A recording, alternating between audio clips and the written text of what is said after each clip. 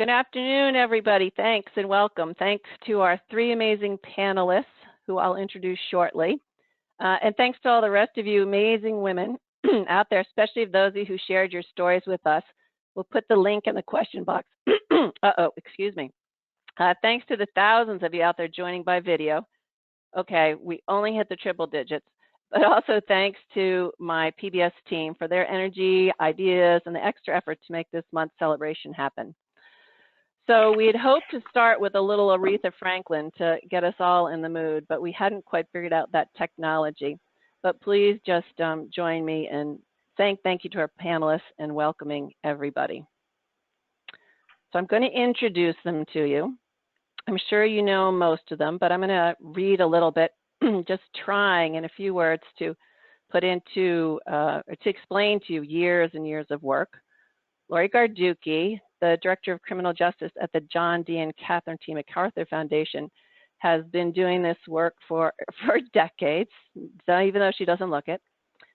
She began pulling together juvenile justice leaders and researchers about the time when the system for young people was growing increasingly punitive and all the law and policy changes were making it easier for teenagers to get treated like adults. Her efforts and leadership resulted in so many transformative initiatives like the Network on Adolescent Development and Juvenile Justice, which provided the evidence for the Supreme Court ban on the juvenile death penalty and life without parole. And then, of course, the Models for Change 2004 initiative, which brought together folks from the government, legal advocates, educators, community leaders.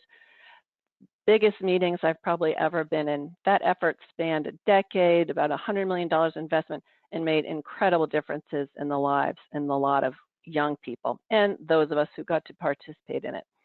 Now Laurie is working on MacArthur's Safety and Justice Challenge to help the local criminal justice systems tackle the use and overuse of jails. And we miss her in the world of juvenile justice, but her impact lives on. Welcome, Laurie. Chyrl Jones is the Acting Administrator of the Office of Juvenile Justice and Delinquency Prevention. She's also been in this business for more than her young looks would let you know. She has worked for OJJDP, I think 1998, and she's been through many administrations, including the most recent, where she was part of a tight group of 3 women leaders during the tenure of OJJDP's first woman administrator, Karen Harp. She was named acting administrator just a couple of months ago, and she's already gotten right to work. She's got a big budget of $390 million. She's going to help make the world a better place with, and she's going to do a lot to advance the reform of juvenile justice programs throughout the country, as she's done her whole life's work.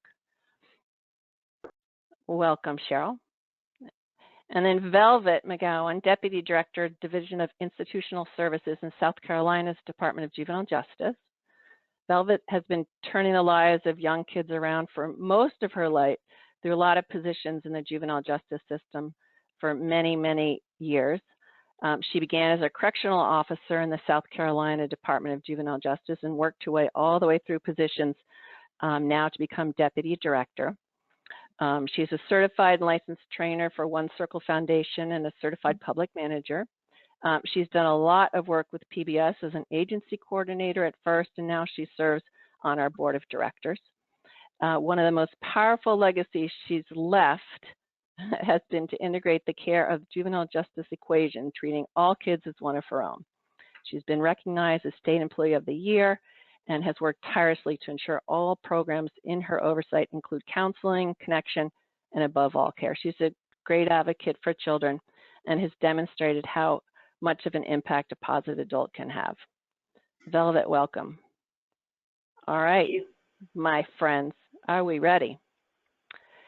What we're going to do is I'm going to just throw up a couple of questions to each of our panelists.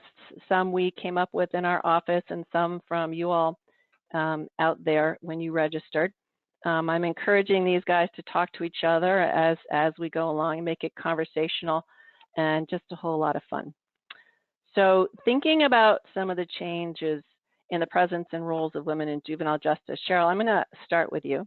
First, congratulations on your appointment. So you've been with OJJDP for 20 years or more.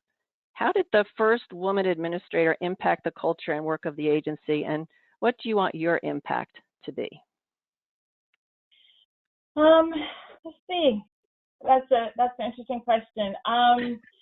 We did have our first female woman administrator in the last administration, and I would say though that OJP has had leadership at the Office of Justice Program has had leadership, women leading the organization at the Assistant Attorney General level, and then of course with Administrator Hart when she was here last time. So I feel like we've been in that position and ready to embrace women when they come into these positions of leadership.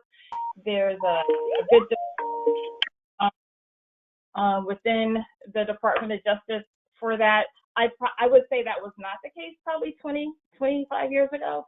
So it's definitely been something that I've seen change over time, and it's you just feel supported in these roles. That's awesome. Laurie, when you started with MacArthur Foundation, 1991, you dove right into these issues, dismantling the dismantling of the juvenile justice system. What was the environment like for you? Does it sound like what Chyrl was describing, or was it different? I would say that, well, first I really want to applaud PbS for having this inaugural meeting, and great to be on this panel with such distinguished women, and nice to see you again, Kim. Thank you. It isn't surprising that, of course, we were dealing with local juvenile justice systems, that most of the administrators in probation, in the courts, and those who ran the facilities were predominantly men. And frankly, they were also predominantly white males. Mm-hmm. So I think the notion of a private philanthropic institution like MacArthur sort of coming in and suggesting we might have a better way to do things, there were probably cross-eyed looks going on at the time. But it also helps that you're bringing resources, and not just the direct funding and support, but the opportunity to participate in peer learning community, to be involved and engaged in an effort that had support from and the engagement of people from very diverse places. As you know, we started initially with 4 core states, but worked statewide. There were 4 very different states. And then we continuously expanded, including in partnership with both SAMHSA and OJJDP. And over that period of time, I saw the leadership change from still dominated by men, but I would say that at least the representation, the engagement of people of color in leadership roles started to change. So I would say, well, certainly having women leadership counted. I think it was also important to see a change literally in the complexion of the people around the table who held the power and who were making the decisions. Absolutely. Velvet, you had a different start to your experience with the juvenile justice system. Tell us a little bit about why you started in this field, I think over 30 years ago, and what keeps you going? Okay, thank you, Kim. I just want to say good afternoon to everyone. I am truly honored to be a part of Performance-Based Standards' first ever Women's History Month celebration. What an awesome day it is to forge ahead and continue the journey of moving juvenile justice forward. I started my career in juvenile justice in the early 1980s as a youth counselor. Several months later, we moved from being called youth counselors to juvenile correctional officers. And that was kind of scary for me, because even though I, did not want to be an officer, I know I wanted to be the very best officer that I could be. Because the word officer working with youth seemed so authoritative, and I wanted to do more than what the position description required. You see, some of the job duties on that position description was such as provide security, custody, and control to juvenile offenders, maintain order and safety at all times to juvenile offenders. And then in bold letters down at the bottom of that PD, they recaptured the first four, the first three: provide security, custody, and control to juvenile offenders. But it was like, it was just one word that was missing from that lexan. And out of all of our daily operational duties, that one word stuck with me, and it was for very good reasons. And that word was care. See, during those years, as officers, we were not supposed to care about the children we were serving. Can you imagine that? We were a child serving agency, but we weren't supposed to care about kids that we were serving. I had a supervisor to tell me once that if we showed care, it would show a sign of weakness on our part as an officer, and the juveniles may take advantage of our kindness. So I pondered for a moment, and I asked the question, so how can we make them better if we are not modeling what caring and kindness looks like? Mm-hmm. How can we make them better so when they leave our facilities, that they are better and have learned skills to make them productive citizens in our communities? Because see, and I don't know if my supervisor realized that during that time, is that when these kids leave, they go back to my community, your community, and his community. Kim, he didn't have an answer to my questions. Yeah. And I knew then that my life mission was to serve the youth to the best of my ability and in the best way possible. See, I knew then what it felt like to be told that you are bad or you would never amount to anything. As a teenager, I was defiant, I was incorrigible, and a runaway. But I knew that I had caring adults that had made conscious decisions on my behalf that led me to this most rewarding career path. So that's how I got my start in JJ. And after about a year and a half, I was promoted to unit manager, from unit manager, lieutenant of security. Then I went to be the major of internal training, a facility administrator, deputy chief of security and operations, PbS state coordinator, and now deputy director of the institutional services division of this great agency. It's awesome, Velvet. We're so glad you're here. Chyrl, let's go back to you. What are some of the challenges you've come up with in your career because you're a woman? I would say when I started, there definitely was a good old boy network at play. And that was even before I came to the federal government. I think that was at any industry, back then. And that's changed to a large degree. But and then also, being a woman of color, I think when you do get in positions of authority, people they still don't see you as in that position of authority. You may not get the same level of respect that they would give other people. So it's definitely been a challenge. Just trying to navigate through some of that, show your worth, and just be effective at getting your job done, and having to kind of sift through that. Even present day.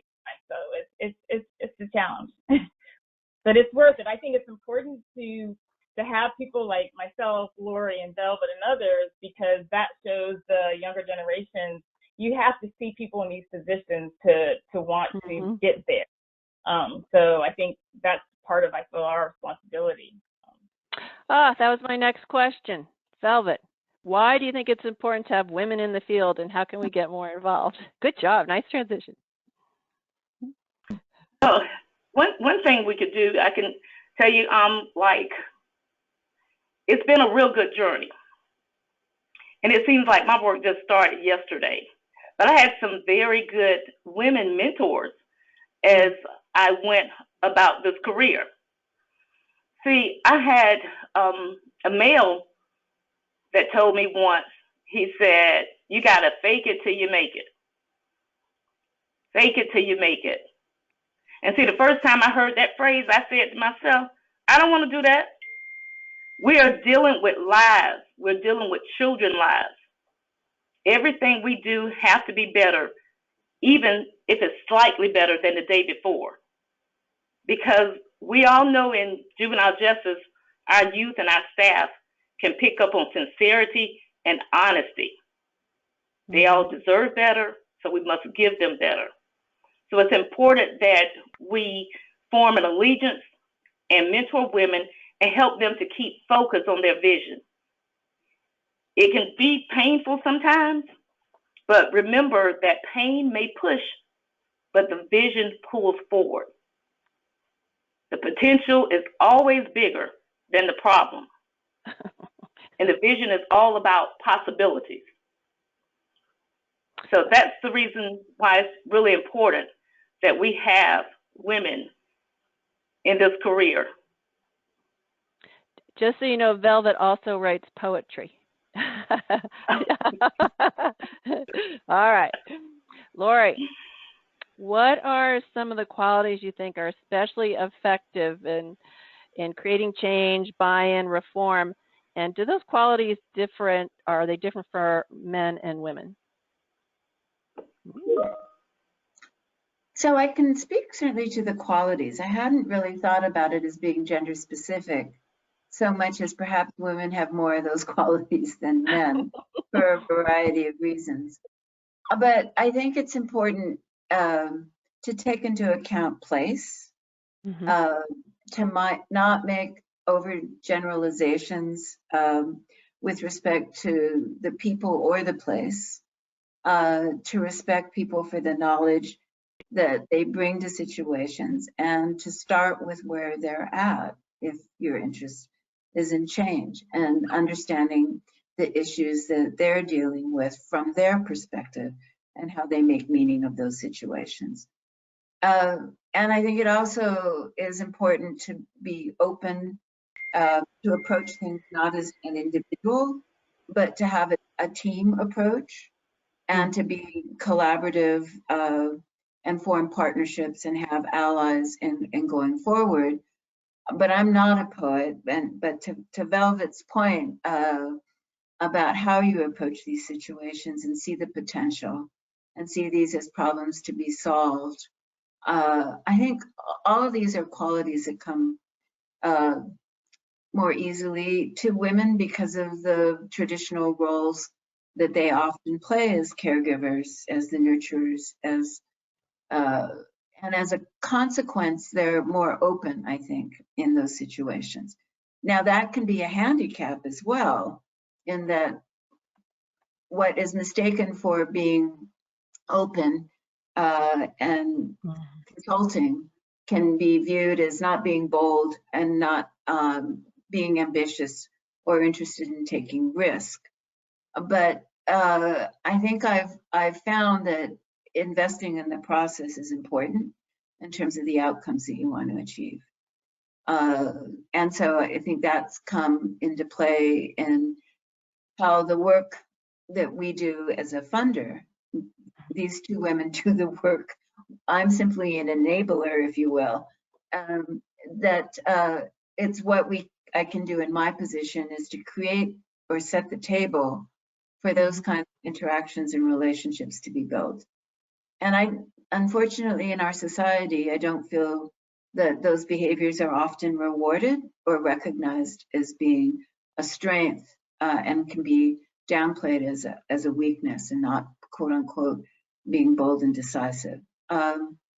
So maybe it is sort of gender stereotypic in a manner of speaking, but I think our notions of gender and identity are shifting, especially in the next generations. That's right. Chyrl, Velvet, anything thinking about qualities of leaders or? Okay. I got more questions. Just wanted to let you weigh in. Yep. All right. Just quickly, share with us some of the biggest lessons you've learned as women leaders. Sort of our last question looking back. This is Velvet. Oh, go ahead. Go Velvet, go Velvet. No, I was just going to say some of the biggest lessons I've learned is that we can't give up. We can never stop, and we can't settle. We have to always make sure that we remember, like somebody here recently that's on my team, he has a big poster in his office, and he says, remember your why. Mm-hmm. Remember your why. And that's like in the forefront. Every meeting that we have, you know, we meet and we team up, we communicate often, but remember your why. If you remember your why, everything else will start, you know, fall into place. What were you going to say, Chyrl? I was just going to say that I think society sometimes teaches us as young girls and then as women to be quiet. I think this is sort of maybe somewhat along the lines of what Laurie was talking about. And so you're not taught to advocate for yourself, and you're not taught to toot your own horn. And sometimes that can be a negative because you're doing the work, you're getting things done, but you're not the one that's out there, you know, promoting yourself so that people see what you're bringing to the table and to the particular equation, whatever you're working on. And so changing that mindset that you can still be humble and still be your best advocate for yourself and moving your idea forward, the project forward, you know, the work for the kids forward. So it's finding that balance, or at least knowing when to turn it on, even though it may not feel totally comfortable sometimes because it's not how you may operate. It's not how I operate.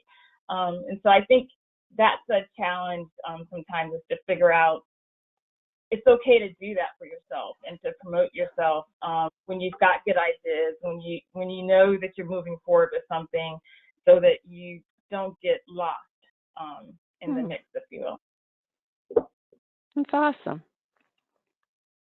You have a lesson for us, Laurie? I would echo what Chyrl and Velvet said, is that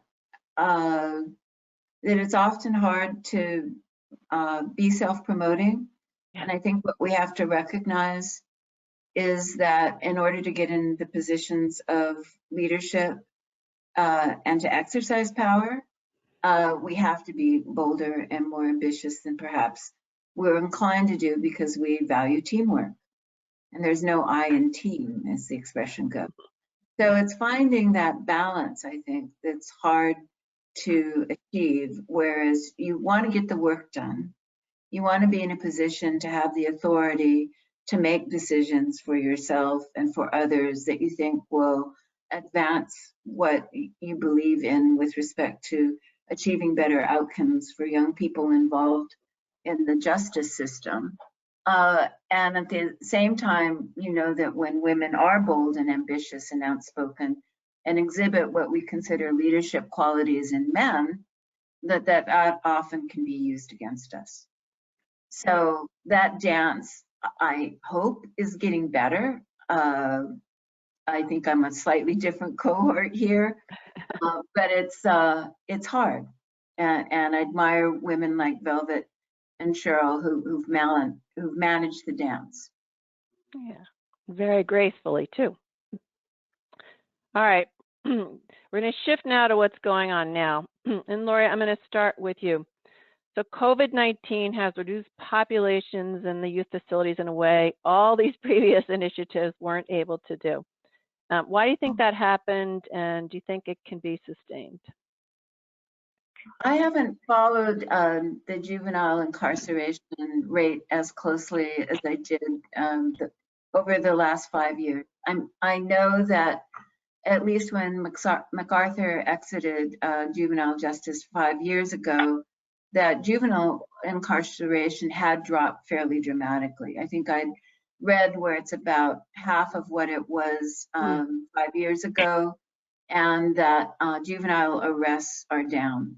So I think that crime has declined. I think there's been a openness and willingness to look for alternatives and to hold kids accountable without having them go through the system. I think we know from research that that does more harm than good.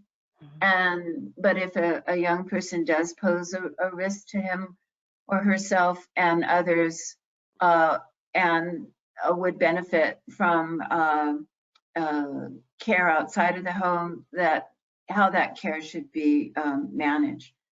I think COVID heightened attention to the risks of congregate care and how challenging it is to manage. And frankly, resources can be shifted to the community to enable young people to stay in the community and often with their families or in some alternative care. I think that opened up the possibilities because of the public health crisis. It had us revisit and rethink what's really an appropriate response to adolescent behavior. We've seen the same declines in incarceration rate. The initiative that MacArthur is funding now is with jails. We know that the jails we were working with had dropped their incarceration rates pretty dramatically. A lot of that had to do with changes in policing, and that there were fewer people out on the streets, there were fewer arrests being made, fewer people being booked into the jail as a result.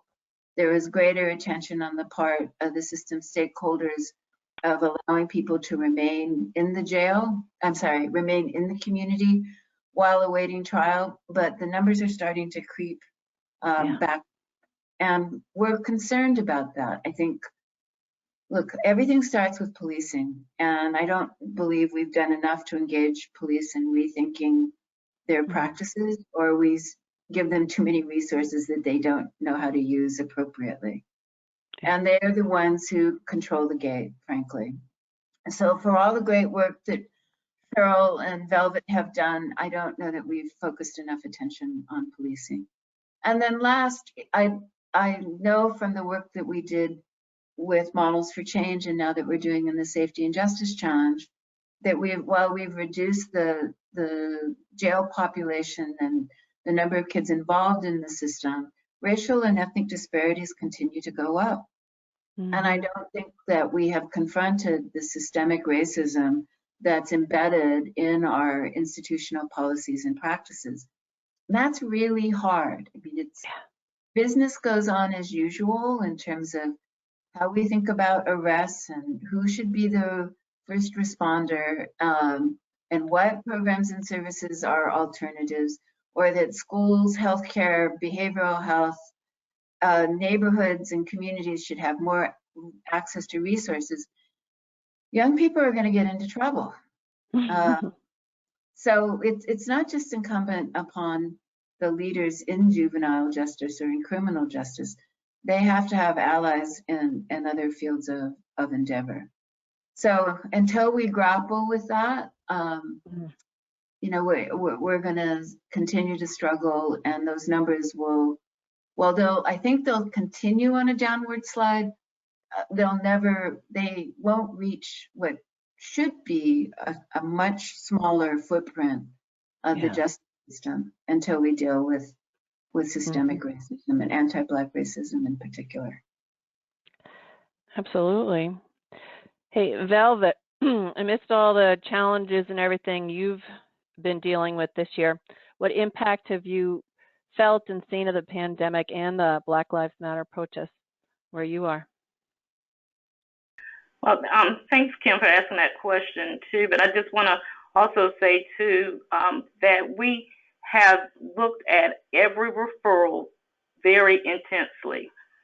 We've been more creative, not only in our technology, because COVID has showed us a lot of what we could do with technology, but in our graduated responses as well.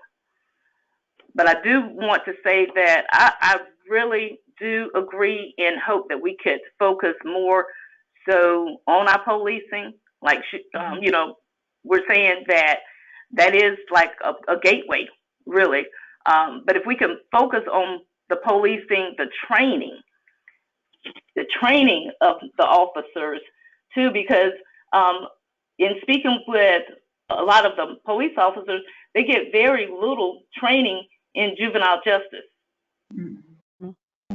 And so if we could, advocate more and have more advocation on that side with policing, or to bring them into facilities to see exactly like what programs we're offering, but to say this is not the, one-stop shop, this is not the be-all.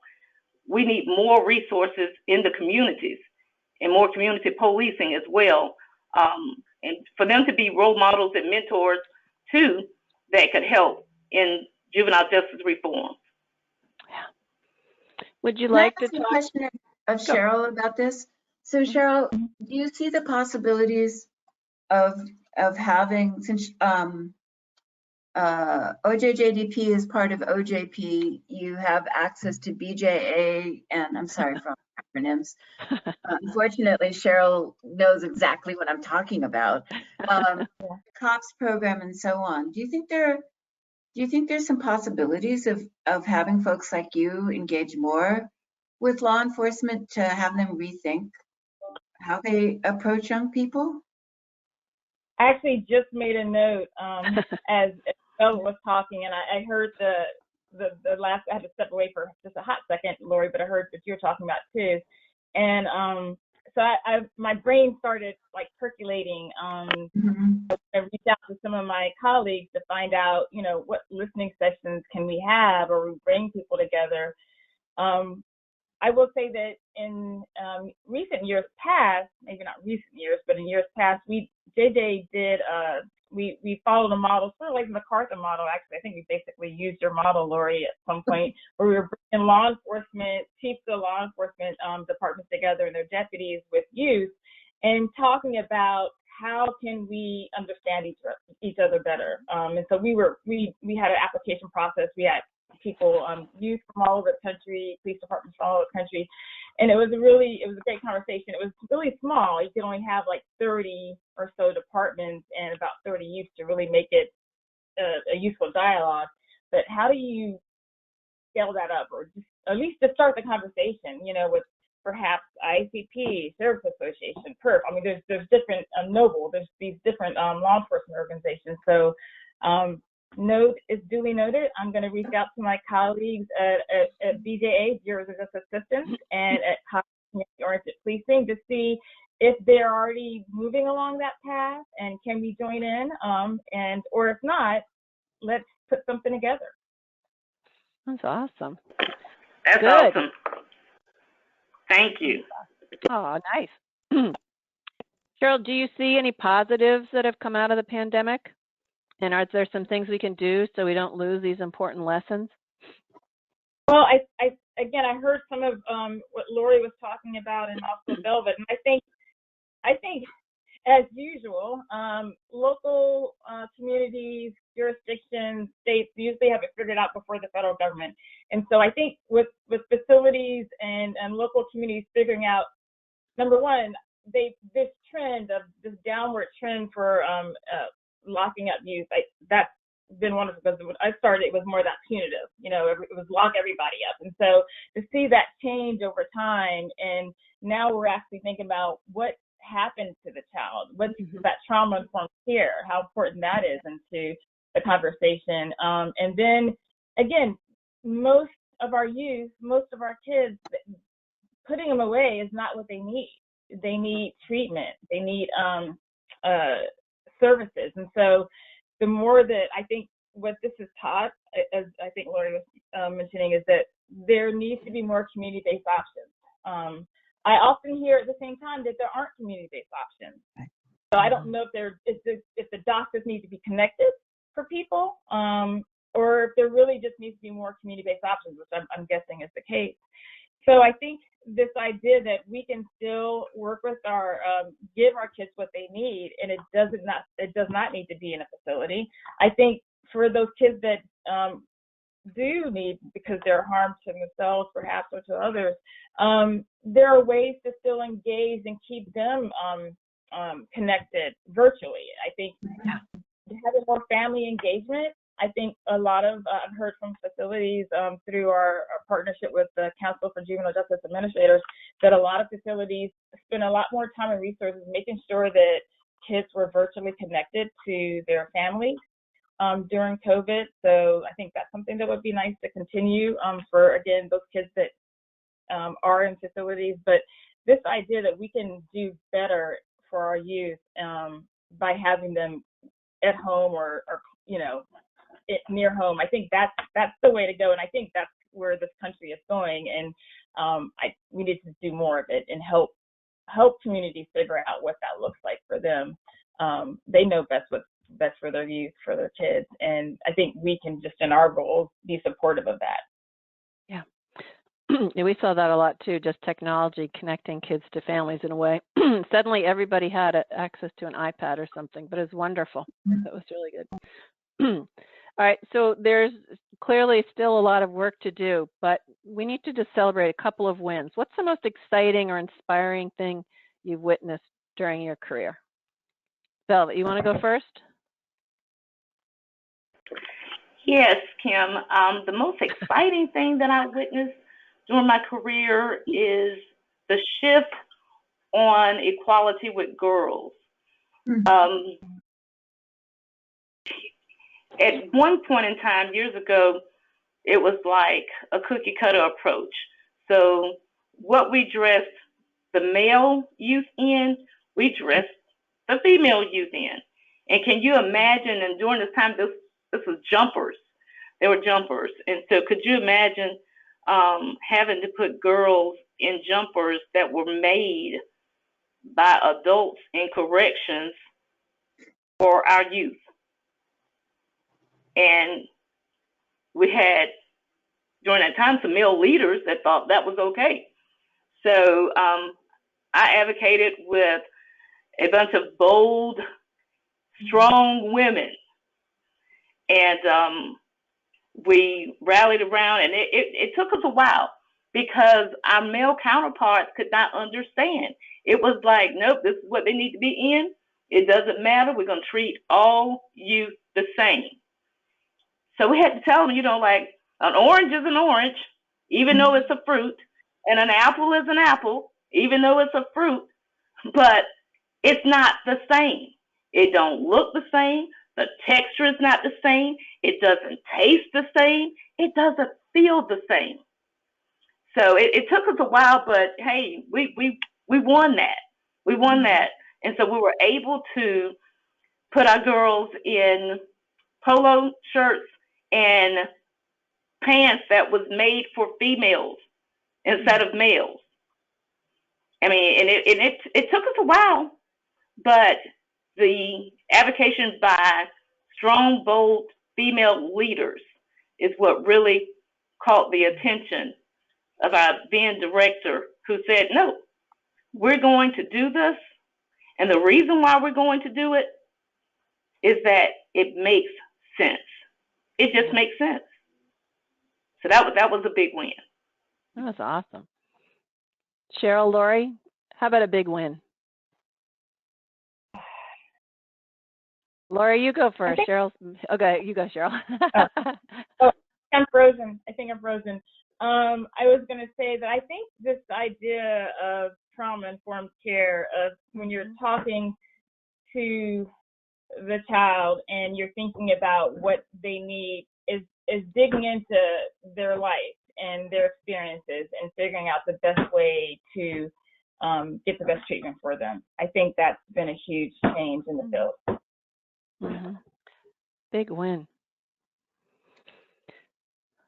So I think certainly what has set the tone for much of what has happened were the Supreme Court decisions that recognized how adolescents are not adults, and changing the whole sentencing regime. So starting with the abolishment of the juvenile death penalty through the elimination of life without parole sentences for non-homicide cases, and then the elimination of life without parole sentences, mandatory life without parole sentences. But I think that also reflects what we see with Chyrl and Velvet, is recognizing that juvenile justice policy and practitioners, or policymakers and practitioners rather, require specialized knowledge and expertise.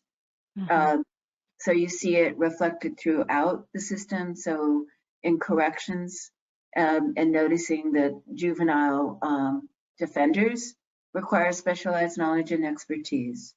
That, as Velvet said, arguably law enforcement needs more training. There's some recognition, I think, of how adolescents are different than adults, especially the concerns we have around behavioral health issues and trauma. But the judges require, they're not baby judges who are just getting their training wheels in juvenile court and then moving up to adult criminal court. The same goes for probation, and the same goes for prosecutors. That this is a field of specialized knowledge and expertise, and people need to get trained and credentialed to work in the field, and that they're recognized and accepted and promoted as leaders in the same as the criminal justice fields. Head nods. Yes, I agree, and especially with all the research too, with the adolescent brain development. I think they need to have a lot of training in that as well. Yeah. And people don't realize too that, a lot of our kids come in the system and their lives already look like a war zone prior to them getting here. So that, all that has to be taken into consideration. And so I'm really happy on the trauma-informed care that, our nation is going towards in our facilities as well. Yeah. All right, here's kind of a fun thing for you guys to thinking a little bit about the future. So if you had $100 or $100 million, whatever, how would you spend it to improve the lives of kids? How much and where would you spend it? You can just make it into like 3 or 4 big buckets.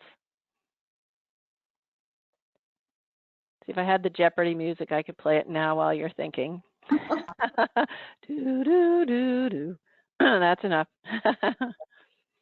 Where would you go? Laurie, you look like you're ready. Well, this is something that I contemplate. It's my day job, in a manner of speaking. But it is enabling and empowering people at the local level to become smarter and with respect to how they make decisions about young people, especially young people of color. So I think that's often missing when we think about movement building and community organizing, which I've been very taken great. I have a note of great hope and optimism with respect to that movement. But at some point, you need to help systems change themselves. So I would think about how to invest it in communities to set the table where communities are making the decision and the system and the community actors are working together towards transformative of changes. There's a lot of money out there that isn't spent very well, and we have to have new systems of decision making, better data and information, and people trained to act. So I guess I would invest in people like Chyrl and Velvet and in their communities to mobilize these kinds of changes, because I think that's the only way you get the change and sustain it. From the ground up, sort of. Yeah. Chyrl, where would you put your money? That's a tough one. I wrote down some notes. I think education is important, and I'm talking about education than what's out there right now. I think our education system as a whole, as a country, could use some help and some revamping. I think the education that happens in the correctional settings for our youth needs some help too, in terms of value added, not just going through exercises. We have a lot of talented youth out there that don't fit into the regular structure of your classroom setting. That's not how they thrive. So I think the education system needs to figure that out. How do we work with those kids that don't do as well with the structure and a test and a book? You know, their brain just works differently. So I think once kids start to realize their potential and their value and their worth through history, through how we're educating them, that's going to set a strong foundation. And then I love what Laurie was saying about community engagement and communities leading themselves. Youth programs that matter to youth, I think we probably all know, we think we know what's good for youth, but they know what they want. They know what they want. They know what works for them, you know? So we should listen to them about what they need. And so really more youth-focused, you know, programs that are actually decided by youth. I can tell you at my federal agency, we have appropriations. We have to follow the appropriations. I don't know how many kids are helping write those appropriations, how many youth are helping write those appropriations. So it's interesting. We are trying to make sure, though, at least to the extent that we can, that we engage youth in meaningful ways. So along with what Laurie said, education, youth programs, mentoring, I think mentor programs are huge. It's something that our office, think getting us through Congress, we don't have enough. We have mentoring funds, but mentoring is so important for youth. Just having some adults that they know care about them, and that's not always a formal arrangement. I think when I was listening to Velvet talk, I'm betting she probably doesn't even know the impact he's had on some of the kids that he's worked with over the years. But he was probably their mentor, I'm just guessing. So mentoring is important. So those are some of the ideas. That's a hard one. But it would be a neat problem to have. $100 million. I know. Velvet, what would you do? Where would you spend your money?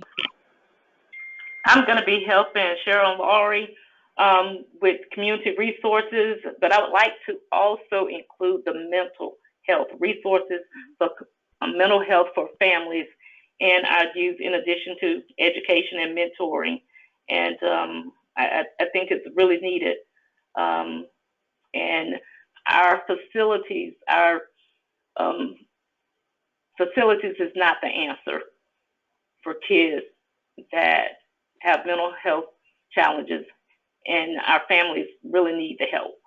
So I'm going to pour probably half of my money into everything Laurie and Chyrl said, and then I'm going to pour the other half into job development for our kids and research to help move juvenile justice forward. Those are awesome answers. All right, so the last one for me, and then I have several from the audience and a couple more coming in. My guess is for you guys, like everybody, the pandemic has meant a lot more time in front of your computers and screens. How have you guys been taking care of yourselves and making sure you're not going too crazy? And everybody rolls their eyes. I've taken up meditation. Awesome. It's something I've wanted to do, but since I don't have to commute in and you know, from the office, I have time to be able to do that in the mornings before I get started in my day. Trying to also make sure I do it in the evenings at some point. So that's been hugely helpful. I love that. I actually got certified as a meditation instructor just the other year, but there's science behind it. I know, it goes with my yoga. I know you're going to say that. I believe it. I know, it works. Congratulations, Kim. Oh, yeah, right. Well, congratulations, Kim, too. But I meditate, but I've been asking myself more empowering questions, like, you know, what is my gift to share today? So those type of questions instead of disempowering questions. Just more empowering questions. I would always ask myself one empowering questions per day, but now I've just increased it, and it feels good, and it takes care of my inner self. It's like, hey, you know, when I get up, like, girl, what are you going to be sharing today? What is your gift today to the world? That's awesome. I can't say I did anything dramatically different in terms of self-care or mindfulness, but I have been spending the last 3 months. I moved from Chicago out west to be with my family, and having that sort of those social rhythms of the family around have meant a great deal. And it also meant that I was spending time with 2 5-month-old puppies were a great distraction. And although I wasn't their primary caregiver, I did gravitate toward them. So there was some of that advantages of having those COVID puppies, if you will. Oh, that's great. I bet you're a great puppy aunt. Lots of treats, lots of treats. All right, a couple from the audience. One is, what role did women mentors play in your career, and what advice do you have for women early in their juvenile justice careers? Thank you. That came from our friend Terry Deal. Mentors. It's hard, as you guys were saying, there just weren't that many women in leadership roles.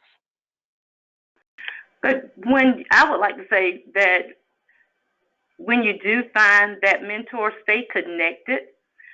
Make sure that mentor is like your accountability partner, that could remind you. Sometimes that mentor may have to sit on your shoulder for a while, just so that you can keep focused. So that's my advice that I would give. Anybody else want to add? Have someone that's going to be accountable to you. Yeah. All right, if you think of another one, you pop in. There are a couple of questions asking you guys to think about, really, what is your aspiration for women in key roles in juvenile justice, and how can we get women from the sidelines into the front lines? I think that's our job. That's part of our job, is to create opportunities for them to have leadership roles. And then by doing that, hopefully they'll be able to elevate themselves. But just creating opportunities to be on a task force, to be part of a working group, to go speak here, go do that, this effort. When you see talent, you recognize it and you just push it, even when they don't see it themselves. Push them gently, or maybe not, into those opportunities, and they'll grow. These questions are harder for me to answer because I'm not really in the juvenile justice field per se. And so I was reflecting on some of the women leaders that I had the privilege of working with. And I never really stopped to think about how they got into those positions of power and influence, except I know that they paid their dues. And I know that they were good at networking. They were clearly competent and put themselves in position to be recognized for their competencies. And as Velvet said, you know, they made sure they formed alliances and were good about their mentors, who weren't necessarily other women. That certainly helped.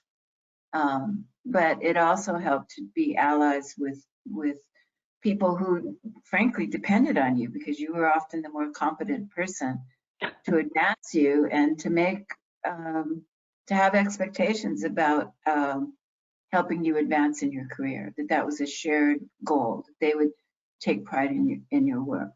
But it does mean putting yourself in positions to meet those mentors, to do that networking, and that's often, you know, challenging. And so I think what that suggests is that we probably need more peer learning and peer opportunities for women like Chyrl and Velvet to me work with the and you, yeah, please to work with, to have the opportunity to be in that kind of peer Mhm. support and learning community. So maybe organizations need to do more of that in terms of setting up those opportunities for women to be have the opportunity to speak with each other and play leadership roles. Yeah, it'd be great. Velvet, what do you think?